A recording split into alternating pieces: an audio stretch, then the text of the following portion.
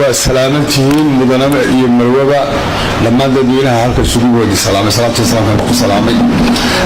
السلام كبعد وحنا ملاينا يا وحلوه إن كهذا موسى ومرض الإسلام كبر أبيه نعرفتك سنود بيزين بيك كده شيء يسقي إني ما كملش الله ما كان الوقت دارس كذا قاعدنا معها إنه يوحينا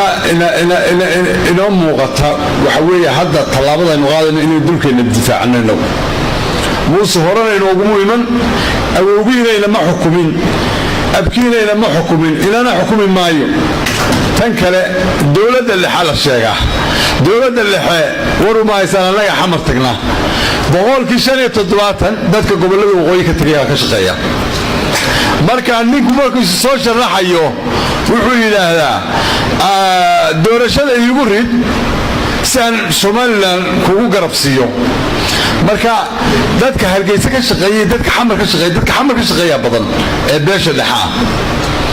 marka waxa weeye farmaajo iyo maxay ay taxayr kama maarmaan meeshatan sida awgeed bay yiraahdo waxaan la hadlaynaa gobolada waqooyi dadka deegaan la hadlaynaa been bay sheegaan beesha caalamka been bay u sheegaan beesha caalamka waxa uu sheegaan in leeg baan u sheegaynaa anaguna waxaan leenahay marka wada hadal haduu jiro dadku 18 gobol buu hadmiiska weyn la wada yimaada 18 gobol waa wax lagu qaybsadaa waa 18 gobol buu Soomaaliya hay'ad la isku xusa hadaanay taasi iman وبيش عندنا راعينا وكبحنا عند الدرك أنا قلنا والسلام عليكم ورحمة الله بدكنا هاي استفاع waxaan kala fariin u direynaa dowladda federaalka annagu halkan waxaan nahay dad Soomaaliya u taagan calaamadii Soomaaliyeed la ku dilayaa magacii Soomaaliyeed baan la ku dilayaa magacii Soomaaliyeed baan kula dagaalamayaa wax kale ma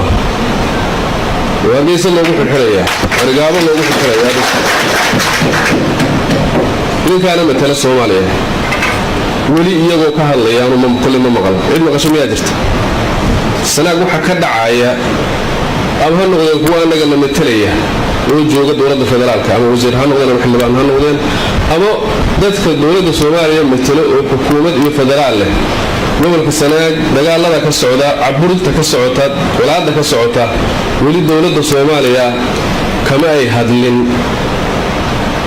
وكما أي جواب فالكاس كسعوا يدلك أي يد ملحنا كتهجريس لو حنا مثلنا هاي وأتاجنا هاي إن قبل الذي Soomaaliya oo dhan ama si gaar ah isugu xirnaadeen ama gaar ha ahaadeen inay dawladda Soomaaliya iyadu matasho oo dawladdu tahay sida ay sharciyadeeda iyo mandateedu yahay waxaan uga dareynaa fariin madaxweynaha iyo ra'iisul wasaaraha iyo golayaasha gobolkan waxa ka jira xaalad colaadeed oo qabaa'il iyo la isku hudminayo iyo dagaal sokeeye waa in laga hadlaa waa in laga qabtaa waa in la gaarsiiyaa cidda wax ay ka maqli karaan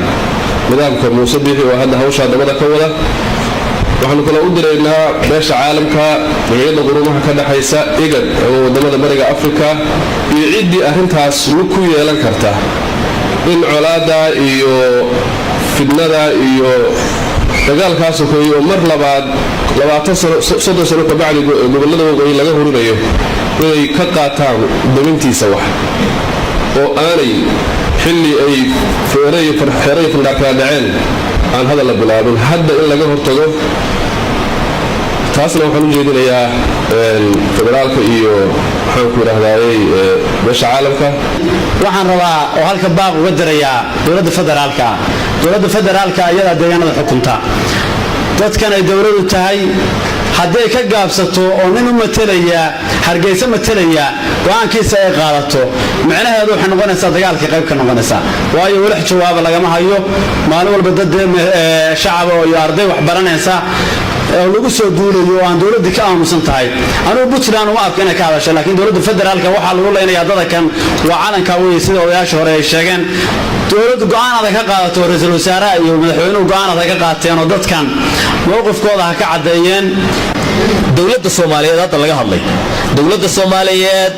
maanta waxay taagan tahay waxa arin dhacay hadda aan maqasheen dabal lacag dagaal ma ka dhacay duulaan ma ka dhacay koorsool ma ka soo dhacay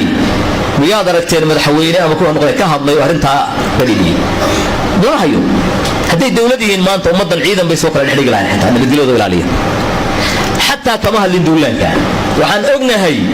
in dad mabaadi'da aaminsan oo faraha ka badan inay dowladda Soomaaliya ka mid yihiin oo fikirka hadda aan ka hadlayno ee guracan metelaya dowladda Soomaaliya ka mid ah oo baarlamaan ku jira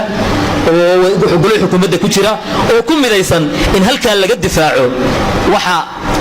dadka ayagu ay isleeyihiin isku ehel baatiin ama diir baatiin aaminsan yihiin in halka la dhex joogo laga difaaco oo ay taagan tahay in la sameeyo loobi wax loo yaqaano ama kutba baarlamaaniya oo ay taagan tahay hadii laga hadlaba hawlaha la yiraahdo noolama dhaafi karo ay taagan tahay aaway kuwii ka dhignaamay kuwii deegaankan ka tagameeyay kuwii maamulka Puntland aaminsan ka mid ahaa ee lagu mideysnaa oo aqal sariyaaqal hoose ku jira meeye inta Soomaalinimada iyo mabadida jecel ee kale oo Soomaali la wadaagi lahaa oo arinta dawladda iyo xukuumadda kala hadlamay maxaa lagu aaminsan yahay marka waxay noqonaysaa in dawladdu laftigeedu ay qayb ka tahay haddii ay maamulka ay caasimadda ay joogaan ummadda Soomaaliyeed ay lahayd hadday noqotay Banaadir state haday tahay oo iyaguna state-ka ay maamulka goboleedka ay ka yihiin ay tahay taa ilaamiya ha sheegeen oo inta kale wax naga ma khusayaan dowladda federaalka oo la sheegayo oo la leeyahay halka waa dowladda federaalka ahayd waa dowladda ay xildhibaanada geersanay xaaladda way aragtaa hadday saa ku sii daysan hadday ugu jeedaysana hadda waa aragnaa hadday wax ka qabanayso wax qabadkeedu waa u yaalaa وعلى إنك فدوا كبار كواي ما يسوي كانوا نقول فرج وصدوا دليل بيلاده هذا الدليل كلا هذا وح ومد اللي بقول ماذا يا هيئتها معاونة كبحية وهذا دقالة بحية أنا يا أنا هات دقالة بحية وهي أولاً إني كحران هذا كسي داية دوارنا من ماذا iyo qarannimada cadaan dadka iyadu ku hogaamin dadka kalena aan meesha doonaan iska hadiya dalka waxaan umada u sheegaynaa dalkan ma huwa soo jireen taariikhdana waa mahadlo adduunka taariikhda ka hadha dunidana marba jiil barsoobay waxa la ciidu marna waxay noqotaa malab marna waxay noqotaa bixin waxa la ninka aan dhuxushiisa ka qayb gelin hadda malabkiisa ma qayb galo ninka dhibtiisa iyo dhuxushiisa iyo dagaalkiisa iyo caadifadiisa iyo midnimadiisa aan ka qayb gelin waxba kuma leh malabkiisa waxba kuma leh taasi taa weeye tan labaad oo saddexaad ilaa iyo ingiriis talyaani xarawsageli waddanka leeda xarawsageli oo aanu ka hadlayno dheg bay u ahayd ingiriis kama talin oo talyaani kama talin انت وحكا حب وحي كدبي هنا عبد الله حسن بيتهي iyo jabada kale aan aslan haato maamul nidaam kale dad ku soo dibadii haato waligeed loo guulaysan cidii kasta oo ku soo xadgudubta dalkan aan joogno waa la iska difaacay haddana waxaan u sheegnaa caalamka iyo dadka muusabixi oo dawada ka wado oo horda ku yahay sidii hore dalka loo difaaci jiray wixii ka hor ku soo xadgudba dadka ku nool ee difaacaysa diyaar yihiin waxaan u dirayaa federaalka dalka kitaab baad u marteen waa u dhaarateen kitaabkii kaga dhabeeya dhaarka rumeeya waxaad baalmarsan tihiin baad moodaa waxaanu maqalnaa Soomaaliya iyo Somaliland baa la wada hadalsiinaya arrinkaas waa arrin gef ku ah dalka iyo dadka guud ahaan Soomaaliya yaa Somaliland ma beesha ciise ma budabiisi ma beesha isaaq ma beesha hartiga yaa Somaliland arrinkaas arrin qaldan weeye haddii loo wada hadlayo reerna dawaad garanaysan cid walba hayteeda waa la garanaya haddii gobol loo wada hadlayana waa la garanaya arrintaas waxaanu leenahay waa arrin qalada dowladda dhexe burisaa joojisaa عندنا نعبلا وغوي كما جيرو مننهن dadka go'no goosatada oo le Soomaali baan ka go'ayna saas ayaa ni cadeynaya Allahu akbar baan ku dagaalameyna insha Allah taala Allahu akbar baan ku dagaalameyna Allahu akbar ayaan ku dagaalameyna oranayna sidaaya ma oranayna sababta ay ku tahay way arkaan waa arkaan إنك أمبتلا إنك بدبوتك يا أنت شنو ما هي هذا الكلام مكسور